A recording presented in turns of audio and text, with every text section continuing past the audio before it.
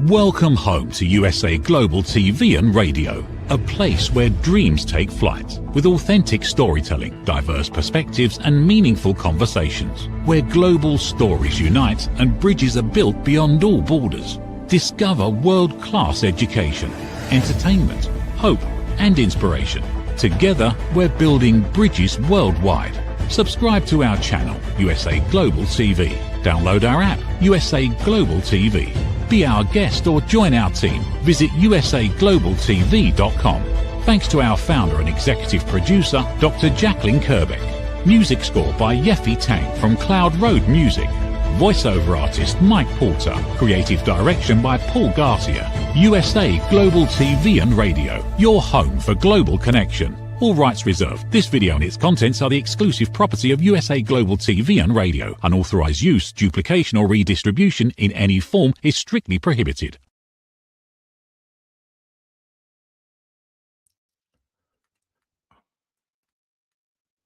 Hello and welcome. Welcome to USA Global TV and Radio, the book corner bookstore, or the corner bookstore. Yeah, maybe you're expecting that Red Lovin is showing up as he runs the show amazingly, my dear colleague. Unfortunately, for weather conditions, he cannot join us. So I'm here. My name is Roland Friedel, and if you never heard about me, as you can hear from my accent, I'm not American. I'm from Austria, from the center of Europe, a little, small, beautiful country in the center of Europe. And actually, at the moment, I'm broadcasting from an RV from Sicily, Italy. So I'm really excited about running this show together as a host together, because I started as an author this year. So Red Lovin helped me to publish my first English-speaking book in the US. It's a business book, The Innovation Edge. And actually last week, my first German book, Daddy, Where Are You? In English, Papa, Wo bist du? Is delivered to the bookstores in the German-speaking countries. So it's an honor and a pleasure that I can run the show today. And it's not about me. I have a fabulous guest. He's a best-selling author, writing more than 30 books, I guess 38 books or something like that. And we are going to talk today at USA Global TV and Radio about Peace, Love, and Murder, the Charles Manson Story. Welcome, Alan R. Warren. Well, thank you for having me. I appreciate it.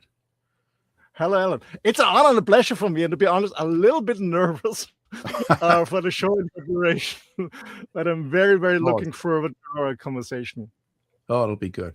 Not to worry. So, great.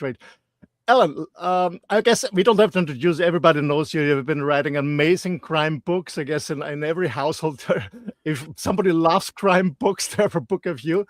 So I really want to dive into it directly in your new book, Peace, Love, and Murder, the Charles Manson Story. Actually, there are so many crime cases that you have written. Why did you return to Charles Manson now? Or now it's published, but I guess the research started earlier. But why coming back to Charles Manson? Well, I think what it was initially, I had a lot of interviews with different family members, people that were part of the Manson group. And I was putting that together over years, and it was about a 15-year process. So, and I wasn't doing it with the intention of writing a book. That wasn't even on my mind. But I started getting into the 60s, writing another case. And this book started out with writing from 65 to 70, what it was like in San Francisco and Los Angeles, like the communities. And so that's where it started. And what happened was Manson just sort of showed up, so to speak. And I thought about tying Manson in, and that's kind of what I did. So this is really a book about 65 to 70 and what was going on in the country and how Manson sort of entered it and worked his way through it. So he's kind of like a character in a history book, and that's kind of where it started, and that's how it became what it was. Okay, and when you mentioned Manson, was Manson in your after your research, and I guess it's spent a lot of time on that, was he a criminal mastermind or more product about his environment? What do you think? I think more about the environment. I think he could have only been who he was and did what he did in that environment what was going on in the country and the world, just the setting of the peace love movement, as well as the location. So it was kind of a combination of all. I certainly don't think he was a mastermind, because as you go through each of his crimes, you start to realize that he was acting and reacting to things that were happening in his world, so to speak, in his area. He didn't sit there and plan out all these things. It was all something happened. He reacted by committing murder, usually, or at least attempting to commit murder. And that's sort of how they happened. Okay. It's amazing. You know, I was born in 64, 1964, and I love the music from there. You know, Woodstock and all this stuff from my parents' side. And when you say it's love, peace, and happiness, you know, there's this sexual freedom and the hippie, and then something a person like Manson shows up on the screen. What do you think? How do you explain his psychological grip over his followers? Well, you know, he sort of, right from the beginning, when he got out of jail and he was in Berkeley just before San Francisco, and he was living with Mary, that was his first kind of spouse. And she was out working and supporting their apartment, and he was out getting girls and bringing them home. And eventually he had like another 10 or 12 girls living there. And he was able to convince her that it was okay. So he sort of learned to manipulate, and I think he manipulated people in specific. Like, he was really into the younger set, the younger girls. He knew how to look at them, make them feel important, make them feel loved and special. And that's what his big strength was. I don't think there was any super mastermind going on. He was just trying to get the girl and the family together, so to speak. He just liked having people around him, you know. Okay. When you mentioned manipulation, do you think he was a charismatic person, or just he was a good manipulator? I think he was a good manipulator, but what he did was he learned how to use what he had. You know, like like there's a lot of 14, 15-year-old girls that were just running away or being dropped off by their parents. This is like the love peace generation. They were hanging out in the Haight-Ashbury. And you have someone like Manson, who's like, you know, 10, 12 years older, and he seemed to have it all together. He was cool. He had long hair, and he had a place, and he had all that stuff. And he would spend a huge amount of time with each girl until they were in living with them. Do you know what I mean? He would sit there and focus on them and tell them how beautiful they were, and that's sort of what they needed at that time, because they were sort of in an insecure place. You know, if you're 14, 15 and you're just hanging out on the street, he gave them a lot, and he seemed to understand them. So it was a combination. Okay. Got it.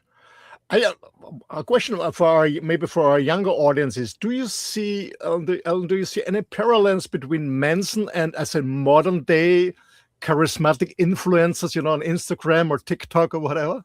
Yeah, you see it all the time. It's people that are in need of something, and they're getting it from this character. And you can see it in politics. You see it you've seen it in music and movies for years, where people become fanatics, you know, extreme fans. You know, they paint their body and dress up like their favorite star, and they go follow them around city to city. There's always that. I think today it's different because it's different setting, you know, with the internet and social media. It's a lot easier to follow, and it's a lot easier to be connected with them. As before, you would have to go to where they lived, like you'd have to go to San Francisco, for instance. And so that eliminated a lot. I think today he would have been a much more dangerous person in a different way, because he has access to so many more people through social media. But whether it would have worked or not online as compared to in person, I don't know, you know. Yeah. What do you think that, especially, well, it was young girls. I see this, I'm involved in the yoga world since 1990, so many years, and there's a lot of fraud going on, sexual abuse in the yoga world, all these gurus and stuff like that. Why is it so easy to catch young women for some certain purposes? I don't know. I guess I'm not a doctor enough to know that. I think it's just the young age. I think you could probably catch the young men as well. In his particular case, he did with a few, but that wasn't his goal. It wasn't what he had in mind, but I think he could have if he would have aimed at them and looked for the right thing. So I think it's more about youth, inexperience, and there's something else going on when you almost fall in love with your guru, so to speak, where everything they do is perfect, everything they do is correct, they couldn't do anything wrong, and you become that follower where that person is perfect in any situation. That's when it crosses the line and it becomes an issue, because there's nobody like that. Nobody at all is perfect. Absolutely. I guess it's also, I have 3 kids, and they're all raised up, but it's also very difficult as a parent when you find out that your kid is, I say, addicted to a certain movement or a certain person or peer group. It's very difficult as a father, as a mother, to be preventive and see the signs what's going on there, that people become dependent. Well, because you've got experience, you've lived some life, you've seen it before over the years. We've lived through Manson and many other cults and groups that have come and gone. So we have that experience, and you have a youth that's 15 years old or something today. They were born far after that. So they have no idea. They don't have that experience. So, you can watch a movie, but it's not the same as when you're living through and seeing Jim Jones and everyone killing themselves drinking the Kool-Aid. That's something that you can't forget. But if you weren't alive then, you don't know. And then we also think of ourselves as infallible, right? So we don't, especially when you're young, right? You're young, you know everything, and you know what you're doing, and you don't need to be told. And you think everything's going to be perfect. So you don't see yourself getting into a bad situation or being in trouble from something like this. So it's easier that way. If you have that mindset to go and no experience in life, and you think everything's perfect, and you know everything, you can get tricked into something pretty easily. Absolutely. I'm a lot on social media because I promote my books and the work I'm doing, and I'm always wondering how many followers are coming and interesting what I'm doing. I said, don't you have your own life by you following me or by following a celebrity or whatever? So it's a whole different world, right? We sort of I see the same thing. I said now I have 102,000 followers now on Facebook. And I'm just thinking, wow, I'm the same guy sitting here writing and doing my thing and playing with my dogs and hanging out. And it's just bizarre. So it's a whole different world from what you and I are used to. We're used to getting a dial phone and phoning someone. Like, this is a totally different world. So, but yeah, there's all sorts. And you see it more with the internet. Absolutely. Someone said once, I heard a quote, it says to people, be less impressed and more involved. Yeah. Well, be less impressed by other people, be more involved in what you are doing, what your drives, and what you want to do. And that's true. It's true. As you write more and do more and you get more going on, I find the best thing to do is to not listen to that noise. There's a lot of noise out there, and the internet's one of them, and social media is one. The more you can avoid that, the better you will be at your writing, at everything you do, because your focus will be on your writing and your life and how and what you're doing. If you start to drift and listen to people that are saying things on social media, or follow them, respond, and get into these deep, go back and forth and stuff on social media, what happens is you get taken out of your zone, so to speak, and what you're doing and who you are, and you start following what's going on. That changes how you write, and it also what you want to put out, because it changes your view on what people are listening to, so avoid the noise as much as possible. Yeah. Absolutely, absolutely. I remember when my kids started on social media and they said, "Oh, Dad, this is cool and this is cool. I want to have this." And I always said, "Do we really want it, or is it just a nice to have thing because A, B, C, D celebrity has it? But is it Yeah. really what you? Is it your truth, or Yeah. is it something you're just following something because you believe it's cool?" Yeah. It's And really, it's crazy. But, and when we're talking about the differences, the important part of writing 65 to 70 was the setting, because in some of it, like one of his followers or one of the family members he called her Snake. That's a perfect example, because she was dropped off by her parents. So her parents gave her to Charles Manson and his group when she was 14. And even later, when they were arrested for some small crime and the police picked them up, and she was in the van, they realized she was only, I think, 15 at the time, and they got a hold of her parents. They came and got her and then give her back to Manson. But this is not weird. It is to us now, but back then that was common. A lot of mm, people were giving their kids to other communes and groups and thinking it yeah. would be great. And it was part of the peace love experiment, I guess. And so it was really, really unusual. Angela Lansbury let her 15-year-old hang with the commune for over a year and Mhm. party. So this was just kind of a normal thing, almost like how you could say something's normal with social media today.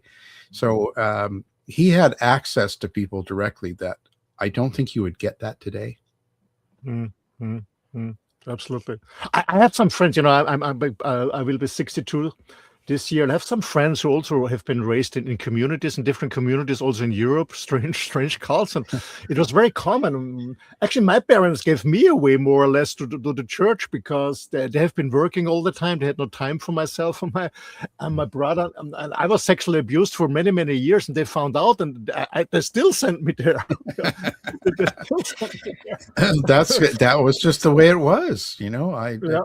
Yeah, church or a absolutely. commune or a friend or an uncle, whatever. No, no, no. Alan, I want to come back to your book. My question is, what does your book reveal that previous books did not about Manson?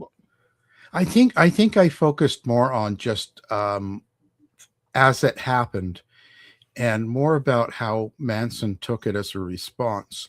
So, like, when his friend, sort of group follower, not totally, but he did things for Manson, Bobby Bousley, when he went and killed Gary Henman and was arrested for it, Manson responded by saying, "We'll have to go out and do another killing and make it look like it was a Black Panther killing," and set it up just as Bobby Bousley had set up the Hinman murder by making it look like a Black Panther murder.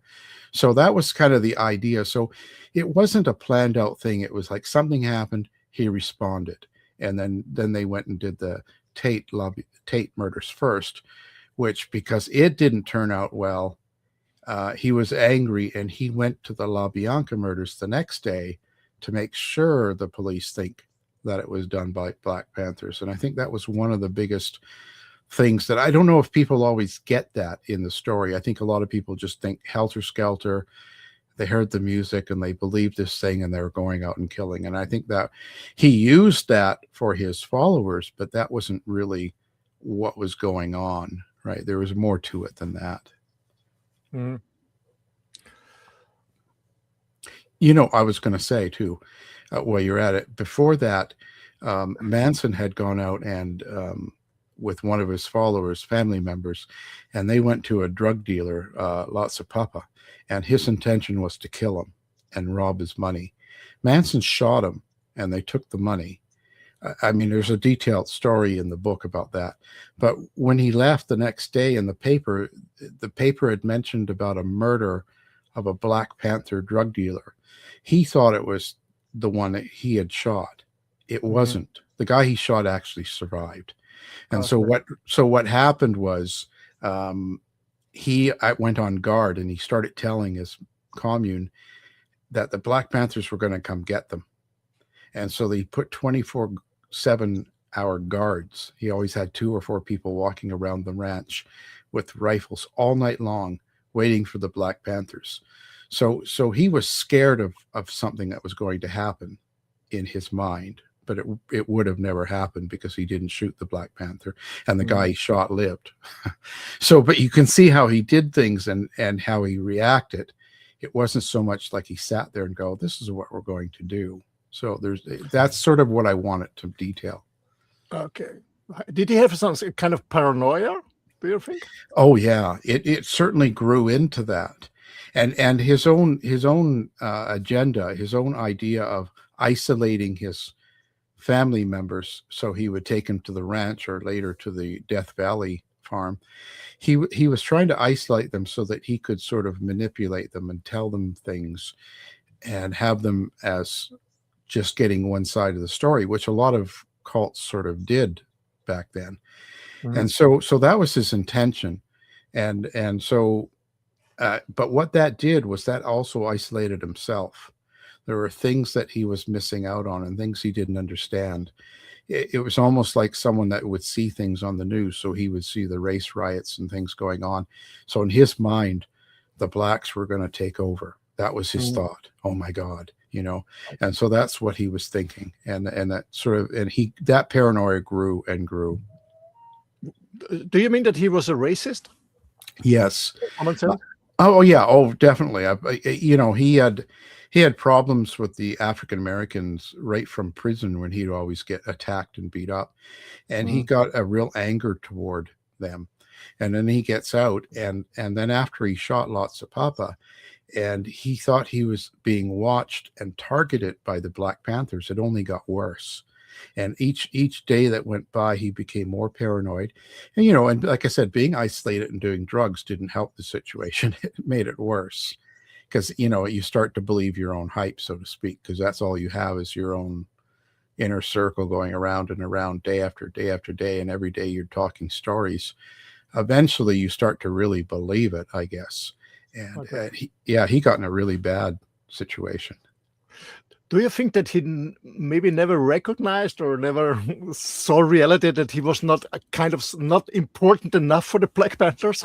No. And I think that's even, you know, you see that. And also he wanted to be that rock star, right? And he was doing music and he was hanging Yeah. around pop people and producers and, you know, the Beach Boys, Dennis Wilson, and he was cutting demos.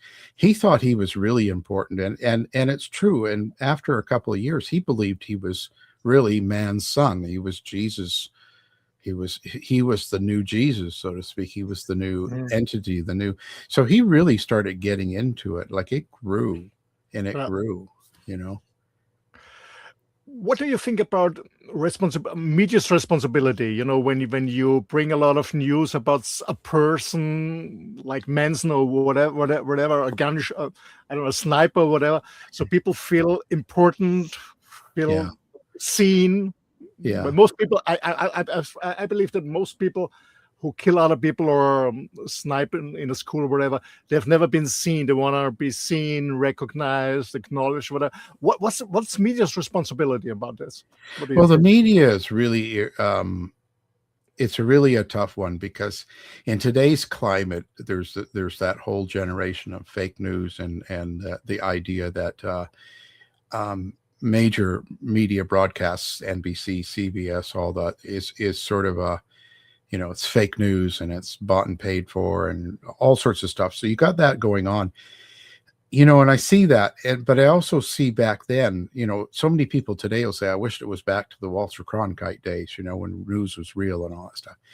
But in the 60s, the news was just as, how do you say, sensationalized.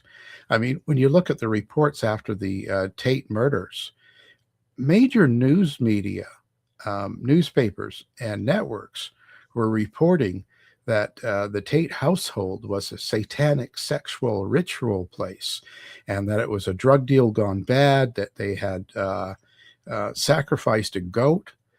There was all sorts of stories in the media for about 8-9 months that were not even close to true.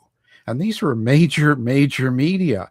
And so I kind of think that's terrible. You know, when you look at Roman Polanski later, who was Tate's husband and director, and he talked about the media 9-10 months later, he was devastated. He was really screwed up from that because they said some terrible things about that family and that group that weren't even a bit of truth. There was nothing to it, but they said reliable sources.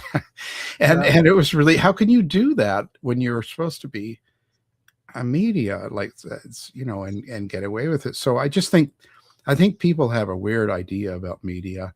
They use it when they need it and when they want it, but when they don't like it, then they're the bad guy. So I think they become more of a setting, more of a player in it. So I think they were bad in this case, but they're good and bad in all cases, depending on what they're doing and where you're getting your source from and what their idea is. It's really confused me. I don't have a cut and dry answer for media anymore, because when I saw those articles, you're thinking, what? Where did this come from? How can you report that and say it on like the Washington Post? How can you be on a headline news that this is what's going on your paper? And it's not even true. It's not even close to true. Like, where does that come from and why was that allowed? But they did it. And that makes it worse. Yeah. It really does. Because then, you get to the point where people believe different things and you start tainting the jury, so to speak. Yeah, it's bad. It's all about, to get nowadays to get followers. In the early days, to get, I don't know, people who buy the newspaper or whatever. Oh, for sure. Yeah. You had like 3, 4, 5 editions a day coming out, people selling it. And you had to have some hot headline to throw it, goat sacrificed at the Tate killing place, right? Of course you're going to pick that up, because it's like, what? And you read it. And that's kind of the crazy stuff, right? Yeah. So, yeah. And but people's memory is very short, of the readers. And there's a saying, I don't know how I can translate it correctly from German into English, but it says, in today's newspaper, tomorrow we wrap the fish. Yeah, exactly. Because and actually doing a lot of history and writing a lot of stories like this, I go through the newspapers and I have like 5, 6, 7 of them, and I go through every single day's reading, because you have to get all the information. Plus you also have to make the setting, because someone that's born in 2000 doesn't know what it's like to live in 1965. And they have to understand the differences. So I make sure I go through each paper each day. You got to pick up the sayings, you got to pick up what's important, what's going on, what's happening. That's why in the book we talk about the moon landing, and we talked about the race riots, we talked about the Black Panthers, all these things that were going on around, because they're all set the stage and they're all very important to understand what was going on in the community, because then you can understand why people act and respond to things at that time differently than maybe you would today. It's a different world. So it's really important to kind of cover that. But even when I go through these papers, they had the same complaints and the same things they were complaining about in the papers back in 65 were much the same as today. Immigration, race, homosexuals, you name it, they had it. And it was just different names, different leaders, and different people, but it was the same problems they were complaining about. Yeah. It's kind of strange. Alan, throughout your journey, or throughout your research, I call it a journey, did your perception about Manson change? Did you get emotionally involved, or you just saw it from a helicopter perspective? Or I think you get somewhat emotionally involved, but for me, it was more involved in the characters involved more than Manson himself, because you get to meet a lot of the people that were involved, let's say family members, and talk to them, and people that were even survivors and stuff, like with any crime case. The more people you get to meet and involved and know, the more it affects you, and you become a little bit more emotional about it because it's more important. With Manson himself, I didn't feel anything toward. I think I learned about him a little bit better from the other perspectives, but I never became closer to him per se. There wasn't a connection there. So, and I think that makes the big difference. Got it. I mean, people are going to buy the book. Manson is still in the media coming up, and books are coming always up. Why do you think that, or on the other hand, what does it say about our society that we are still fascinated about a person like Manson? This is 60 years ago. Yeah. Specifically why people pick certain characters that hold their attention for 60 years. I don't know. I don't know what it is. I still haven't figured it out. I don't know if anybody has. But it's certainly that when you talked about that emotional connection, they must have some emotional connection to the victims or to the situation. There's something about a case that connects you to where you think about it and you hold on to it. It becomes a part of your own life. And so it could be the action, it could be the situation. I think with Manson, it was the idea that he gathered together a lot of young, innocent girls and a few guys, and they created havoc and they killed a lot of people and they hurt a lot of people. And how can you take these normal young 15-year-old girls and you turn them into murderers? I think that's sort of the key to his case, that people, because so many people have children and they all have a daughter and son that are young teens, it has to resonate with, wow, could my kid do this? And of course you think no, but there's something in the back of your mind. It's like, well, how did these normal good kids get brought into this situation, this lifestyle and this bad stuff? So it's kind of it's something personal that keeps us connected, I think. That's my best guess. Okay. Because it comes to my next question is, when you write true crime stories, isn't there a risk to, hopefully I pronounce it correctly, to glamorize dangerous figures? Oh, there's always that. I think that it depends on how you write it and how you put it out there. In typical, like Manson's one of the few where he's got kind of part of the title of the book and he's a main character, but there's so much more to it. Like I said, this is a story of 1965 to 1970, San Francisco, Berkeley primarily, and there's a lot of things going on in the book. He's just one that works his way through. It's almost like things are happening and you've got this guy named Manson that is there doing things to act and react to what's going on in the community. So I think that I do it that way, and I don't glamorize usually the killer. Like even if you look at any of the previous books, I'm not the guy that focuses on the killer as much as the victims and the situation. I think I'm more bringing out, how did this happen? Where did this happen? And who was involved and why? I'm looking at that. And I don't, same as you'll see it, like even when you go through the killings, I make sure people know what happened in the situation, the murders, how it went down, so to speak. But I don't focus on it, and I certainly don't. There's nothing. It's short, and that's it. It's just to the point, and I don't get into making it sound. I don't talk about the heat in the room and the smells and the blood and all that stuff. That's not what I do. There's plenty of authors that do, and they do it well. That's not what I do, because that doesn't fit what I'm doing. I'm hoping that people that buy this book are looking for a book more about the history and the timing and the situation and what was going on, more than I don't glamorize Manson either. It's got a very basic short bio in the beginning, so you know who he is, but he's not. I don't want to get into that. I don't want to do that. I want people to think about the situation. So hopefully you come out of this thinking, well, if you do have a young teenager, could they actually get into something like this? How does this happen in this situation?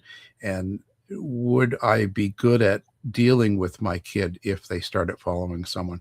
I'm looking at it more from that point of view.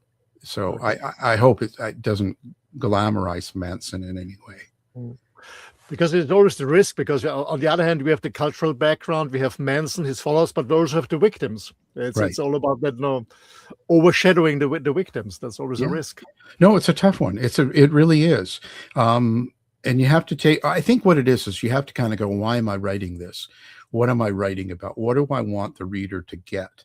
And for me, there's a subtext. There's an idea that this is something that happened, and it's happened to a lot of our children in the 60s, and not just with Manson. There's several groups this happened with, and not just America. So we have to look at the situation and understand it in a way of, well, how did this happen, and why can we figure this out so that we can move forward, spotting the differences and seeing that happen. Let's say if it happened today, or if it happened to your child or to someone you know, at least you have kind of an outlook, kind of something to kind of go by and say, well, this is, people do fall for this, people do get into this, and this is how they do it, and good people do.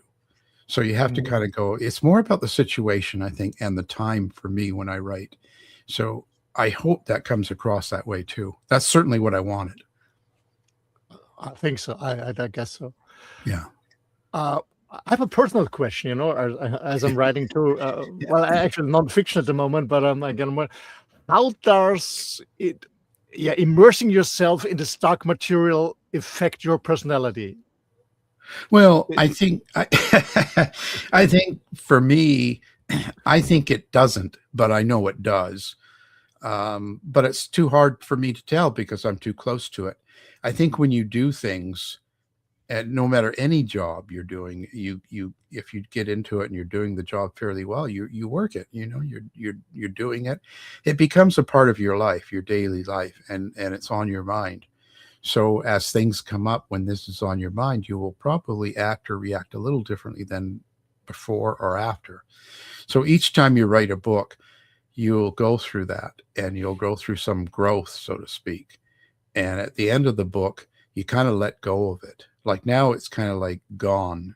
It's not mine anymore. And you probably heard other authors say that. And it's true, because there's a point where once it comes out, you feel really good. Everything's done. And a little bit of time passes, then you kind of are focused on something else, and you start moving forward, and you let go of it, and it's just out in the world. You know, it's just there. I don't, you know, but definitely the process of writing any book, whether it's true or not, will have an effect on you somewhat, and you will come out of it differently, I believe. Yeah. Well, I can imagine that, you know, writing a book like this and having the responsibility about publishing a book like this, is with all the things we have discussed now, it's a lot of work you have to do. Do you think that this project left any unanswered questions to you, or so that everything is clear, or are there still any questions that are not answered, do you think, in this case?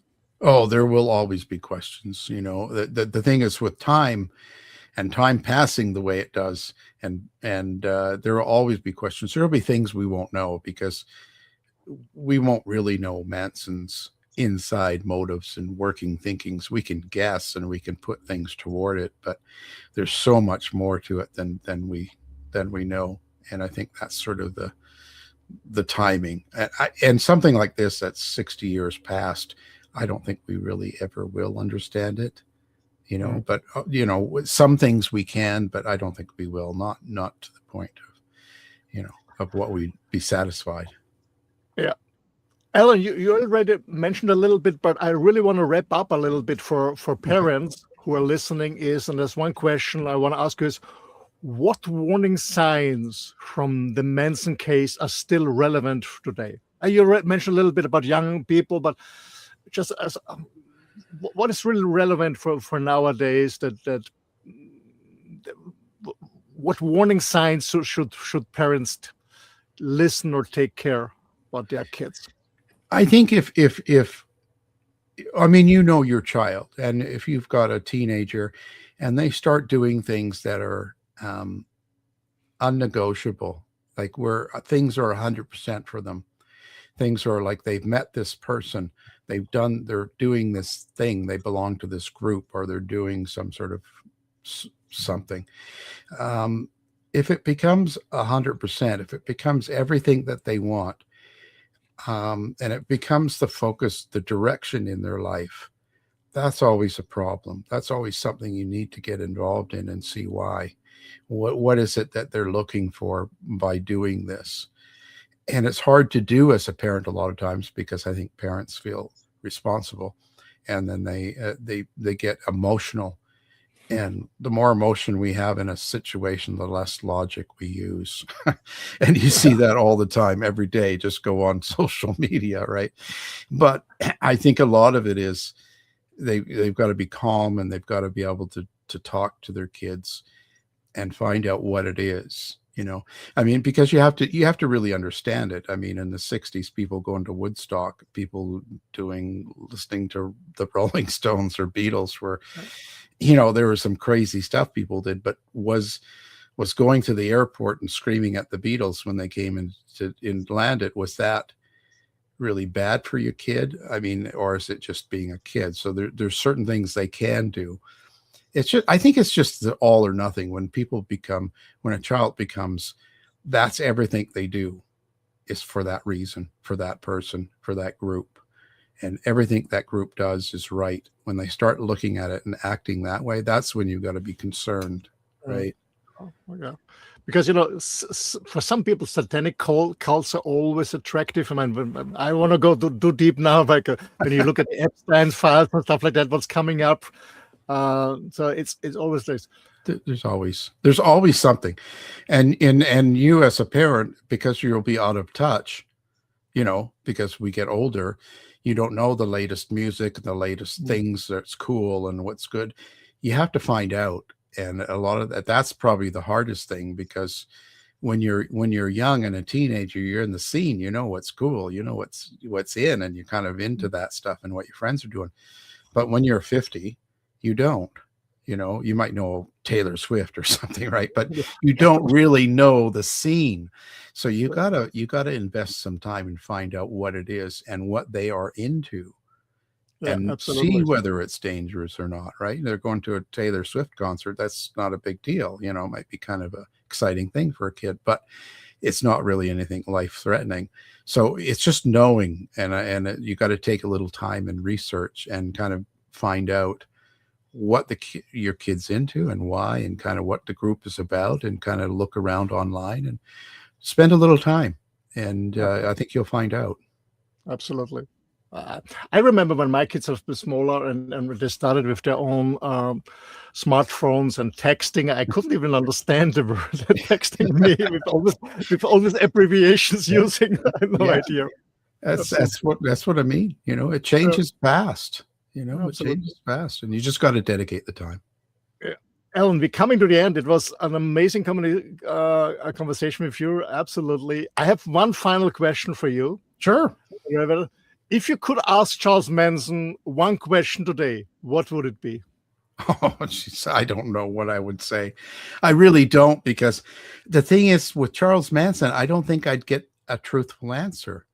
I think I would get what he wanted me to think, because of something he wanted. Like, you ask him something, he would, because he put on a show, right? Dance around and sing, or he'd be angry in a second, he'd do all that. That was all showmanship. He was good at that.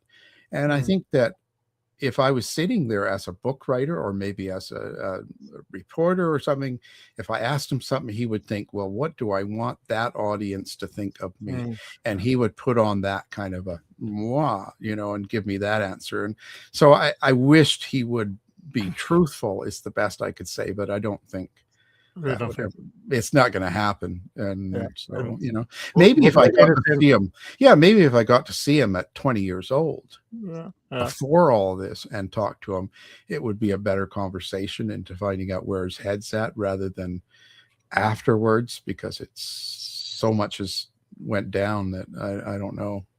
It's hard. Yeah, absolutely. Alan, thank you so much. I wish you all the best. Yeah, thank you. And you too. Good luck on the book. Thank you. Stay healthy. That's the most important thing. And all that matters. All the way. Thank you, and bye-bye. Take care of yourself. Thanks. Bye. Whoa. This was an amazing communication with Alan Warren about his newest release. And as it mentions, it's not just about Manson, it's all about the time and the culture. And, I was so deep into this communication that we totally forgot to share his website. So I'm going to do it now, ladies and gentlemen. I'm going to check Alan's website. It's alanwarren.com. And then you see all about him, but you also see about his books, and you can view his books. So just have a look at his website, alanwarren.com. warren.com. Yes. So we're coming to an end. We're closing up. Thanks for joining us. Thanks for listening to us. If you missed a part of the show, don't worry. We stream live, but we also record the shows. So you find the recordings on YouTube, on different channels, on USA Global TV and Radio, also on the YouTube channel, Dr. Jacqueline Kerbeck, and also linked it to mine, to Roland Media. Thanks for joining us. All the best. Stay healthy. Thumbs up if you love it. Get in communication with us. Sign up on our YouTube channel. All the best. And we see you soon. And if you want to see my shows in German every Tuesday at 7 p.m. Central European time, I do a German-speaking show at the Macher Talk. And at 8 p.m. Central European time, I do the Mood Macher Talk in German. All the best and bye-bye.